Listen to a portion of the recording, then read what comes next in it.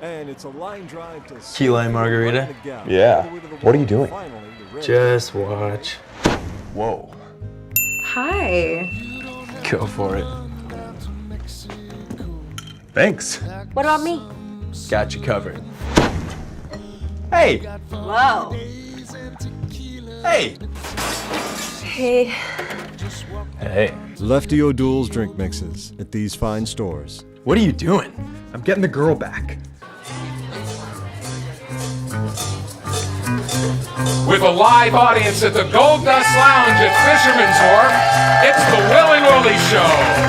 Brought to you by Lefty O'Doul's Drink Mixes, your bartender in a bottle. I'm Paul Wells. I'm Will Durst. And I'm Willie the Brown. Willie L. Brown Jr. Bridge. I saw the sign. Half a bridge. Half a bridge. Half a bridge. Yeah, we're going to have some words from Bill Cosby a little bit later. Good. Yeah. You know, speaking of the bridge, some cat on the street said to me, hey, man, I use your bridge every day, and I do it for free. I said, well, what do you say? You're my relative? He said, no, I only go to Treasure Island. Treasure Island, come back. That's it. That's the free part. Turn around, Treasure Island, come back, it's free. There is some benefit to having a half bridge. That's right. Yeah, we'll name the other half for Jerry Brown. Absolutely. Yeah, he'll be the expensive bridge. A tad miffed, that Mr. Brown? Maybe. He will be the bridge that leaks. Do you believe that it leaks now? First bolts and then it leaks? I mean, what else are we going to find? It's amazing. I mean, I feel sorry for those guys because, they're all talented. They're all respectful engineers. They've all been extremely well trained. And for some reason, they are a total failure on this bridge. It's amazing. 35 years later? No, 25 years later. 25 Since the 89 earthquake. Or 89 earthquake. Well, 89. 24 and a half. All right. Okay. And then just think about the first, my half of the bridge opened in 1936. And you don't ever remember anybody saying it leaks or anybody saying that there was any issue with reference to any bolt. You had to cover anything. None of the above. They had riveters. That bridge is made just like I am. And now the other side, they're going to find out it was made out of Legos, and there's empty glue, 55-gallon drums of glue, and now it has naming envy. Yes. The new part has naming envy, obviously. So the bridge is an issue, and it's a problem, and Jerry deserves it. He didn't want the bridge to be named after me. And then a whole collection of San Franciscans got together and said, we don't want the bridge named after me. And I wasn't involved in any of the naming process. You stayed out of that, yeah. Until they started saying no. And then when they started saying no, I did what I usually do. You jumped in. I put the numbers together. Willie Brown, in case you didn't know, studied to be a mathematician. I wanted to teach math. Yes. But I didn't succeed. I didn't get into Stanford. I went down to register to enroll in Stanford, and unfortunately, they didn't have, the affirmative action opportunities that they now have. So I didn't qualify. Well, SF State was a battle for you to get into, right? Well, SF State wasn't a battle. They were looking for students, and this guy said, hey, I can get you in, but you got to figure out how to stay in after one semester. Otherwise, you're out of there. We'll give you a try, which is kind of the way schools ought to be. Schools ought to be so you can try, and if you don't make it, you don't show any promise. That's right. If you produce, you're in. And how much was tuition back then? I think $18 or something. It was very affordable. Yeah, you actually didn't have to go in debt for the rest of your life to go to college. Well, I have that my law school, you know what my law school How much tuition was? $50. $50 a semester? And it's now $50,000. Holy smolians. Well, it's going up a little bit. Yeah. Since 1955. I was in law school in 55.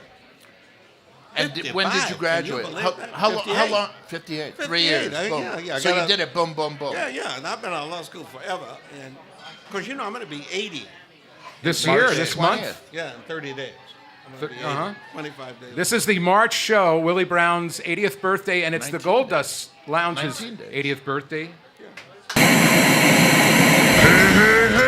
Bulletin. We now interrupt this program to bring you a special message from Mr. Bill Cosby about the dedication of the Willie L. Brown Jr. Bridge. Here's Bill Cosby. Willie, this is Bill Cosby. I'm trying to reach you. I don't know. Maybe email is better or whatever you're doing. But I wanted to congratulate you on the bridge. But I don't understand the bridge. It's like it's not all of the Bay Bridge. It's like half of the Bay Bridge, and then something will say that welcome to Willie Brown half bridge. And then your bridge starts, and I understand that it goes to an island and then to the Harriet Tubman Underground Railroad Tunnel. Now, I think this is wonderful on your part. I mean, to have it. It's just that, Willie, you will be held responsible for these things, traffic backing up. And I also think that you need to they need to give you a truck, and you need to get equipment, and a 24-hour crew for painting the lines, because, you're a black man, Willie, and people are going to circumvent a lot of things and try to blame it on you. So you want people to do the line straight. Also, these the holes with the people, from the weather, you've got to go fill those things in, Willie. My name is Bill Cosby, and I approve this message. Let's hear it for them. Both the Gold Dust Lounge and Willie Brown. And the interesting thing about that is, when I got out of here, at some point I needed a birth certificate, right? I didn't have a birth certificate. I didn't get born where they gave birth certificates. It was I got born in a place where a midwife, that does the delivery and what have you. If I'd had any clue, you're better off in this country if you weren't registered anywhere. I never would have gotten a birth certificate. You could have been at any age at all. That's right. I had to get a delayed birth certificate, which means I had to find people who say, yeah, he was born. She did have a child. We don't know who that child was, but she had a child at that time. I mean, it was amazing. The original birthing controversy. That's right. And it turned out that my name was Willie Brown. Originally, it was Lawson Brooks Brown. Lawson Brooks. Lawson Brooks Brown was the name. Now that's a lawyer's name. Everybody called me Brookie. But in the Bible, where she had registered my birth, the woman that registered my birth, she didn't have a name, so she just put in my dad's name, Willie Lewis Brown Jr. I guess that's kind of the way they did it. So I got stuck with this name. Well, it's I don't hardly know, stuck. man. Yeah, it's a good name. It works. Are you kidding me? It's in the. Think it's about in Lawson Brooks Brown. Well, but then you may have never been Speaker of the Assembly or Mayor of San Francisco. Are you kidding? Lawson Brooks Brown? Yeah, he would have been probably would've U.S. been Senator. president. Yeah, damn straight. All right. Yeah. He could have been President Brown. He could have been Governor Brown. But he wouldn't be doing Will and Willie Willie podcast. And radio and the TV Gold show. Dust- Our Tricast. Let's turn our attention to Arizona. Am I pleased? You would have never gone to the House of Prime Rev wearing your hospital scrubs. Yeah. Lawson Brooks would not have allowed that. Mr. Brown had a procedure on his back yesterday. And he's here Under duress. and unfettered by it. Just And that's under amazing. objections of everybody I know. I bet. Except for us. I bet. Yeah. You anticipated my being here. What drugs are you on? I've got a special chair You for him. cannot believe. Wait, let's not go there. You can't believe. Let's what go you to did. Arizona, Will. I'm putting this, let's go to this wine Arizona. away. You know the drug that Rush trying to save Lombard us got hooked on? OxyContin? That's the drug I'm on. Oh, yeah. Rush Limbaugh's favorite drug. So now you can tell voice why I'm here. from God. I don't know where I am. And neither does he. Lawson Brooks Brown on Hillbilly Heroin. All Now right. that's the title of a book. So speaking of hillbillies, let's go to Arizona for a moment. You know, I didn't Nice really segue. think. I didn't really think that she what I would can. have the nerve to say to her friends and relatives in the Tea Party, as well as the people in the Republican Party, this is wrong. This bill, which authorized discrimination, you know, in this day and age, you'd think you'd be in a position where people would be challenging whether or not someone can discriminate. In this case, It was designed to authorize you to discriminate. All you have to say at the Gold Dust Lounge is, it's against my religion to serve Willie Brown, and I'll have to serve him. And they were assuming that only Christians would use this, because what it stemmed from, and it didn't even happen in Arizona, it happened in New Mexico, was a gay couple wanted a baker to make a cake for them, and the guy said, no, it's against my religion. And so Arizona used that preemptorily and said, we want our people. But, not everybody's Christian. I mean, some people think that all men should wear hats to honor their God, and other religions think that wearing a hat dishonors the God. So, I mean, the gods, they're sartorially conflicted. There are some religions who don't believe in nail polish. Some who don't like zippers, for crumb's sake. Shellfish in the desert. That's one of the problems that started this whole thing. Preventative medicine. Yes. Don't blame it on us scientists. lobsters, please. So she showed a lot of courage. My guess is it probably ends her career. In Arizona.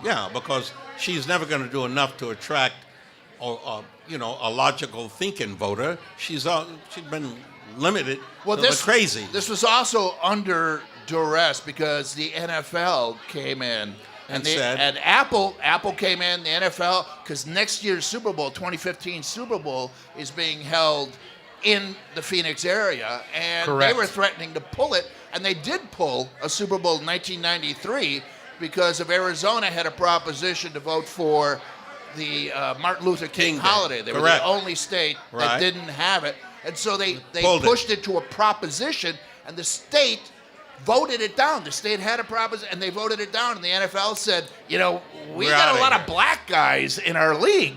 So they pulled the Super Bowl in 93, and they moved it to Pasadena, and then they gave them one a couple years later after they voted in Martin Luther King, and they would have done it again. So once again, the NFL trumps religion. Yeah, the NFL is a religion. On Sunday. That's right, every Sunday, faithful every Sunday. That was a 49er promo at one time. And their attendance is higher than the church. Much higher. Good point. All the guys. And people donate more. If that's what you call it. I think that AZ, the abbreviation, I think it stands for angry xenophobe. And I know xenophobe is spelled with an X, but I'm pretty sure people in Arizona don't know that. They wouldn't know that, yeah. In Arizona, they wouldn't know that. No, they don't know that. But you got to compliment her, though. She had nerve enough and courage enough to veto that bill. That took guts. That for her. She did it for a business reason. She didn't do it because it was the right but thing. She fell on her old sword, as you know. I mean, she probably will not get elected again in that state. Well, I'm almost certain that a cat about to be hanged would say, okay, do it for business reasons. Don't hang me. I mean, it's like not drinking that 8th beer. Why? Because of self-restraint, or you lost the bottle opener under the front seat. Doesn't matter. You're not drinking the 8th beer. That's right. Yeah. Also, I'm not sure she can run for another. She's actually petitioning right now because she got, when Janet Napolitano got She took the remainder of her term. She took the remainder of her first term. She got elected for her second term. And because the term was so long, she's almost been there 7 years. But she wants to run for a third term. And she's petitioning the Supreme Court in Arizona. And it's her Supreme Court. Yeah. And so they may grant it, but I suspect that she is going to be a loser if she does, because I think her friends are waiting to punish her, period. And they'll run somebody against her. But couldn't this just have been a distraction just to energize the base? I mean, they didn't really think it would ever happen. And one of the things that has happened as a response to this, a byproduct, is that there were other bills like this in states all over the country. That suddenly surfaced. Yes. And in most of those states, they're going to be rejected by the legislature. They're not going to wait for the governor. That's how much influence good judgment on this discriminatory issue has taken. Well, also because she hemmed and hawed so long. And I know she was out of the state when the bill first hit her desk, but it gave the press time to realize what was happening, and they were the ones that made it a story that ratcheted it up. If she had been present when it first passed, I would think she would have signed it almost instantly because of just the natural instinct. I think the NFL, as you said, ultimately, and the rest of the country expressed themselves. The business community expressed itself. The small business. I saw some interviews with cats who say, well, wait a minute. I don't want people thinking my store is like your store. Well, my store is not really like that. Once you get into that kind of dialogue, you're going to have a hard time developing support for the discriminatory policy you're trying to put together. And discrimination in this country, yeah. I mean, it's a good thing. The snakes have been mishandled all the way to eastern Tennessee. I mean, people were upset in the evangelical community. Okay. Hey, I wanted to throw something in about Will Durst, by the way. Oh, no. Before we break What'd and I do? then come back with our next segment real quick. Will Durst is in a new movie that is only being privately screened at the moment called Three Still Standing, a comedy documentary, a hilarious look behind the curtain of stand-up comedy with Will Durst, Johnny Steele, and Larry Bubbles Brown. And I got to see it, and I can't wait for everybody to see it. And we're having a screening March 27th at Alfred's Steakhouse. Mm-hmm. And go to threestillstanding.com and get tickets. It's going to be a funder screening. We're trying to get people to fund it. And after the screening, one of the people that were there, who will remain nameless at the moment, but she was part of the whole comedy scene, said, don't you think that we should show this? Shouldn't like every aspiring 21-year-old comedian see this movie? And I said, what, kind of like a Scared Straight type of a thing?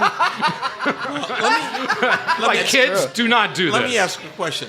When I see the previews, what will I see in the rating? There's stand-up comedy. Yeah, a couple of bad words in it. You know, like language failure. may be used. How will they ever? Yes, get them back on the farm after they've seen Bubbles Brown. All right, we're ready to take a break here. And when we come back, we have Will Durst's 2014 Political Animal Awards. We'll also talk about other things in the news. And then when we're done at the Gold Lust Lounge tonight, it's Dan Ashley, ABC TV News anchor, and his band Push. They'll be playing at 7 for everybody who's ready to party already here, live from the Gold Dust Lounge at Fisherman's Wharf. It's the Will and Willie Show. I'm Paul Wells. I'm Will Durst. And I'm Willie Brown.